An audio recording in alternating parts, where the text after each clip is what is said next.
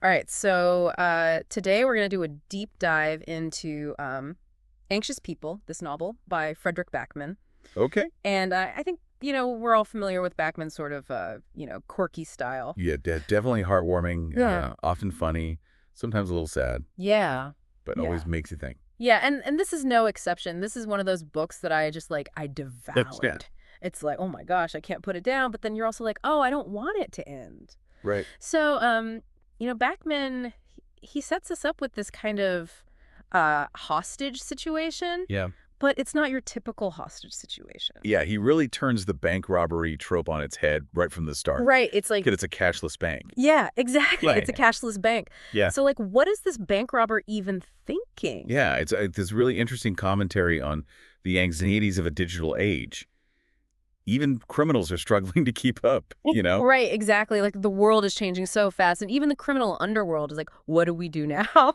Yeah, totally. So we've got this cast of characters that are all kind of trapped in this apartment. Right. It's like an apartment viewing gone wrong. Yeah, it's a hostage situation disguised as an open house. Exactly. And each one of these characters is just so quirky and so relatable. Yeah, they're all so well developed. You can't help but feel for them, even the ones who are a little rough around the edges. Yeah, and Backman, he does this thing where he just he gives you just enough information to make you curious about each character. Yeah, and then he slowly peels back the layers, revealing their backstories and motivations. Yeah, so it's like you think you know who they are, but then there's always this this twist or this surprise that just kind of Yeah, he keeps you guessing. keeps you guessing. Exactly. And it's not just about the suspense. It's about understanding these people, Yeah. why they are the way they are, Yeah. what makes them tick. Right. So right off the bat, we've got this real estate agent Oh, yeah, who's just super enthusiastic. the overtop kind of. Yeah, and she's got this catchphrase,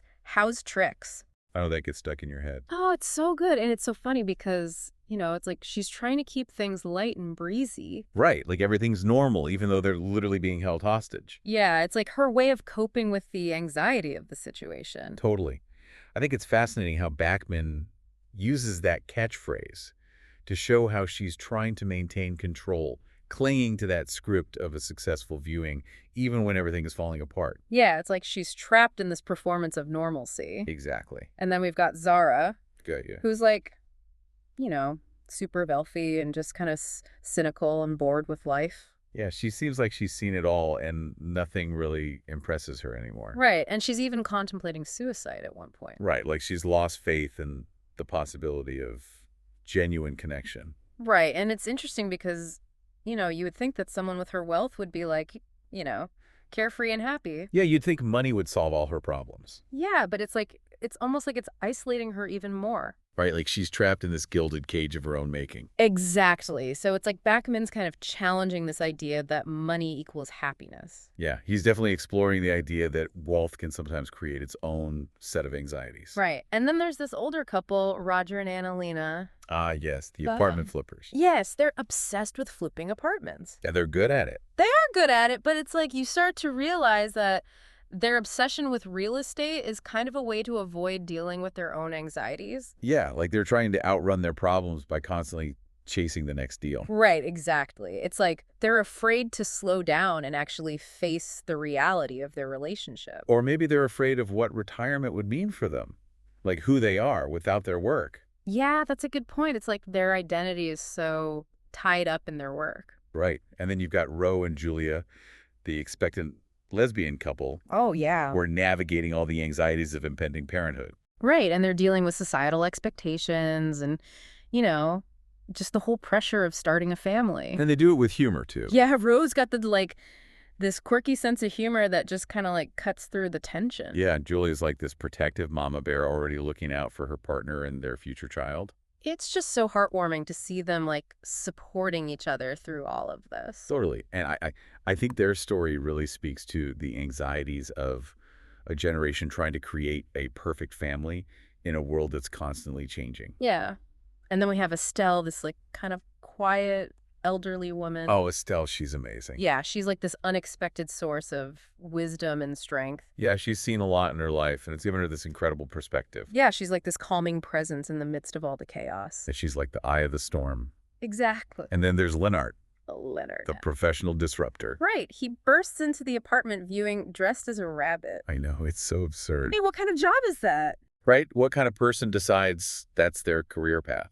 But it's also kind of sad in a way. Yeah, it speaks to the desperation that some people feel. Right. Like, what led him to that point? Exactly what anxieties is he trying to escape by disrupting other people's lives? And then, of course, we've got the mysterious bank robber. Right, the one who set this whole thing in motion. Yeah, and Backman, he doesn't reveal their identity right away.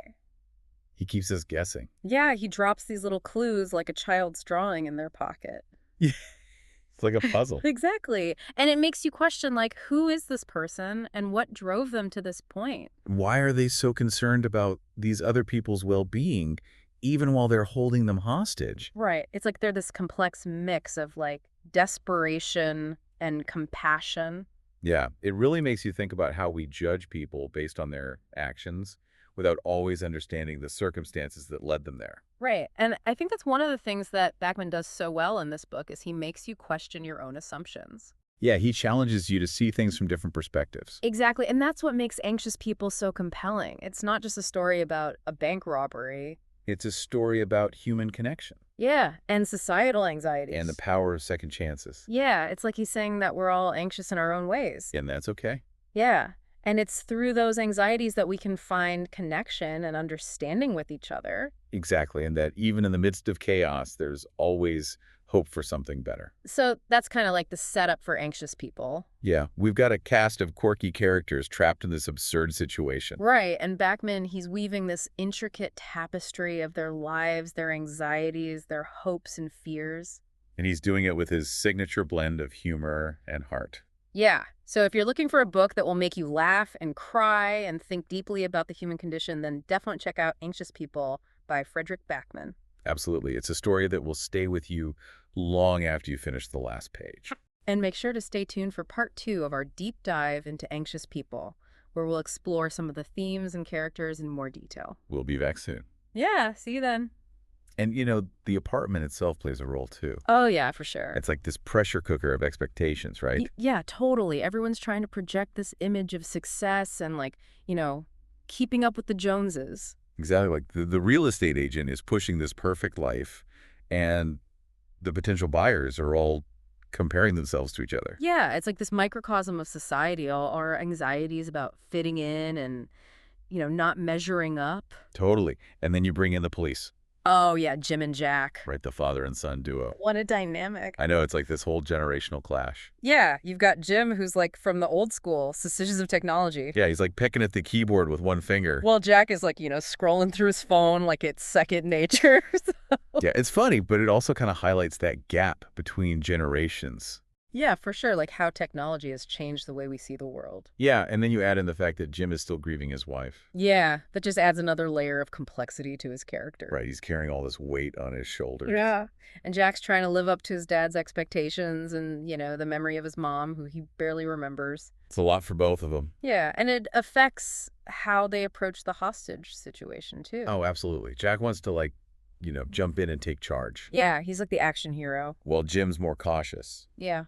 He wants to wait for the negotiator to follow protocol. Yeah, he's seen a lot, and he doesn't want to put his son in danger. It's classic father-son conflict, Yeah, but you can also see the love there. Oh, definitely. They both care about each other deeply. And then there's that whole thing with the pizza. The missing pizza. Yeah, the bank robber orders pizza for everyone but themselves. It's such a small detail, but it's so significant. Yeah, it tells you so much about their state of mind. Like they're willing to sacrifice their own needs for the sake of others. Right, it's this weird mix of desperation and selflessness. Yeah, and then we have London, the bank teller. Oh, yeah. She seems like your typical Gen Z, at first, cynical, detached. Yeah, glued to her phone. But then you see this other side to her. Yeah, like she's lonely, she wants connection. Right, and she finds it with Roe, of all people. Yeah, their interactions are so interesting. It's like this unexpected friendship across generations. Yeah, Beckman does a great job of showing that connection can happen anywhere. And with anyone. Yeah, and it makes you think about, like, what makes a good person? Right. Is it about always making the right choices? Or is it about something more? Like acknowledging your flaws and trying to do better. Yeah, and extending grace to others. Exactly, because none of us are perfect. And that's what makes anxious people so relatable. Right, we're all just trying to figure things out. And make the best of the hand we're dealt. And sometimes we mess up. But that doesn't mean we're bad people. Yeah, it just means we're human. And I think Backman is trying to show us that it's okay to be anxious. Yeah, it's part of what makes us human. And it's through those anxieties that we can connect with each other. And find compassion and understanding. Yeah, because ultimately we're all in this together. And that brings us to Backman's use of humor. Oh yeah, he's so good at finding the funny in the everyday. Even in the midst of a hostage situation. Right, like Jim mistaking the Christmas lights for a bomb. That was hilarious. I know, right? But it also shows you how anxious he is. Yeah, he's so on edge that everything seems like a threat. It's that ability to blend humor and heartbreak that makes Backman's writing so special. Yeah, he makes you laugh and cry sometimes in the same sentence. Exactly, and it never feels forced. It just feels real. Yeah, like he understands the full spectrum of human emotion. And that's what makes his characters so relatable. So we've got this cast of anxious people all trying to cope with their own stuff. Right, and their paths collide in this unexpected way. And through their interactions, they learn and grow and hopefully become better versions of themselves. Yeah, I think that's the beauty of Backman's writing. He shows us that even in the most chaotic of situations, there's always hope for connection and redemption. He's a master at that, finding that balance. Yeah, and then there's Estelle. Oh, Estelle. She's the heart of this whole story. She really is. Like, she's the one who orchestrates the bank robber's escape. It's incredible. You don't see it coming. I know. It's like she's this quiet force working behind the scenes. Yeah, and it makes you question, who really has the power to grant second chances? Right. Is it the police, the courts, or is it just everyday people choosing to show compassion? Yeah, it's a powerful message. And her belief in redemption, it's so inspiring. She's seen so much darkness, but she still chooses to see the good in people. Yeah, and her connection with the bank robber, it's just so moving. They're from completely different worlds, but they find this common ground in their shared humanity. Yeah, and I think that's something that Backman is trying to show us, like, connection can happen anywhere. Even between a hostage and their captor. Exactly, and the ending, it's so bittersweet. Yeah, the bank robber gets away, but it's not a happy ending. Right, there's still consequences. There's still this sense of loss. Yeah, the shadow of their actions will always be there. But there's also hope.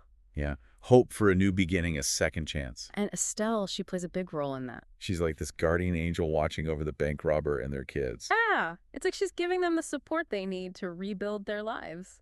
It's a reminder that small acts of kindness can have a huge impact. Yeah, so I guess the big question is, in a world that's so full of anxiety, how do we create more space for empathy and understanding? That's the million-dollar question, isn't it? Yeah, it's easy to get caught up in our own anxieties and forget about the people around us. But Backman's novel, it's like a call to action. Yeah, to be more compassionate, more forgiving, more willing to see things from other people's perspectives.